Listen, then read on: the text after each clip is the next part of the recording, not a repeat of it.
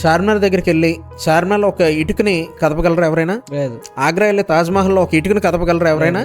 మరి అంతకన్నా గొప్పది మన స్టీల్ ప్లాంట్. ఎంతమంది అవన్నీ సమాధులు, ఇవి మన జీవితానికి పునాదులు స్టీల్ ప్లాంట్.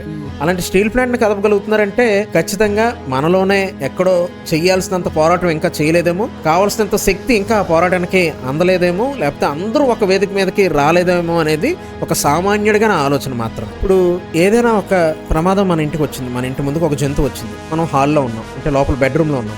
ఆ జంతువుని మీరు హాల్లో ఆపేస్తే బెడ్రూమ్ వరకు వస్తుందా? రాదు. జింక్ ప్రైవేటీకరణ జరిగినప్పుడు నిజంగా మనం అంతా కూడా ఇప్పుడున్న ఉద్యమ స్ఫూర్తితో ఆ రోజు జింక్ను గానీ నిజంగా మన ప్రాంతం అంతా బలంగా అడ్డుకొని ఉంటే నెక్స్ట్ స్టీల్ ప్లాంట్ వస్తుందా?